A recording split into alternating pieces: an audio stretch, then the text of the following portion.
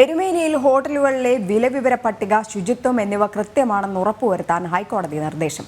Executive മജിസ്ട്രേറ്റിനാണ് കോടതി നിർദ്ദേശം നൽകിയത്. വിഷയം നാളെ വീണ്ടും പരിഗണിക്കും. രേഷ്മ ബാബു ചേരുന്നുണ്ട്. രേഷ്മ, വിവരങ്ങൾ. രജനി, ശബരിമലയിലെ തിരക്കുമായി ബന്ധപ്പെട്ടുള്ള വിഷയം പരിഗണിക്കവെയാണ് ഹൈക്കോടതി ഇടക്കാല ഉത്തരവിലൂടെ വീണ്ടും ചില നിർദ്ദേശങ്ങൾ ഉച്ചയ്ക്ക് ശേഷം മുന്നോട്ട് വെച്ചിരിക്കുന്നത്. എരുമേലിയിൽ ഭൂരിഭാഗം ഹോട്ടലുകളിലും വിലവിവര പട്ടിക പ്രദർശിപ്പിച്ചിട്ടുണ്ടെന്നാണ് കളക്ടർ ഹൈക്കോടതിയിൽ വ്യക്തമാക്കിയത്.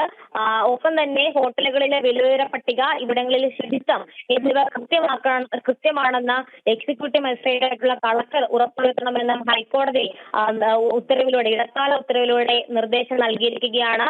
നേരത്തെ തന്നെ എരുമേലി പഞ്ചായത്തിൽ ഈ സ്വകാര്യ പാർക്കിംഗ് ഗ്രൗണ്ടിൽ അധികമായിട്ട് ഫീസ് ഈടാക്കുന്നു എന്നുള്ള ആക്ഷേപം ഉയർന്നിരുന്നു. ഇതുമായി ബന്ധപ്പെട്ടും പഞ്ചായത്തിന്റെ അഭിഭാഷകൻ ചില കാര്യങ്ങൾ ഹൈക്കോടതിയിൽ വ്യക്തമാക്കിയിട്ടുണ്ട്.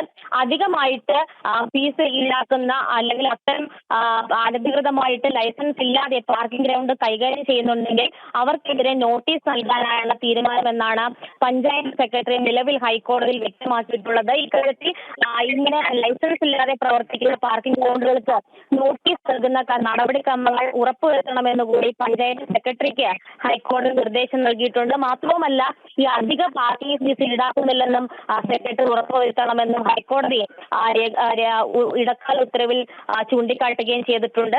എന്തായാലും വിഷയം നാളെ ഹൈക്കോടതി വീണ്ടും പരിഗണിക്കുന്നുണ്ട്. നിലയ്ക്കലും പമ്പയിലുമുള്ള KSRTC ചെയിൻ സർവീസിലടക്കം ഈ അനുവദനീയമാണെങ്കിൽ കൂടുതൽ ആളുകളെ, യാത്രക്കാരെ കയറ്റുന്നില്ല എന്ന കാര്യം പോലീസ് ഉദ്യോഗസ്ഥരും ഉറപ്പുവരുത്തണം. നിലവിൽ മൊബൈൽ സ്ക്വാഡുകളുടെ എണ്ണം വർദ്ധിപ്പിച്ചതായിട്ട് സർക്കാർ തന്നെ ഹൈക്കോടതിയിൽ വ്യക്തമാക്കിയിട്ടുണ്ട്. എന്തായാലും എരുമേലിയിലടക്കം വലിയ രീതിയിൽ സാധനങ്ങൾക്ക് അധികമായിട്ട് വില ഈടാക്കുന്നുണ്ടെന്നുള്ള ആക്ഷേപം മുൻനിർത്തിക്കൊണ്ടാണ് ഹൈക്കോടതി ഇക്കാര്യത്തിൽ നടപടി സ്വീകരിച്ചിരിക്കുന്നത്. നാളെ ഇതുമായി ബന്ധപ്പെട്ടുള്ള തുടർ നടപടികളും ഹൈക്കോടതി വിലയിരുത്തും.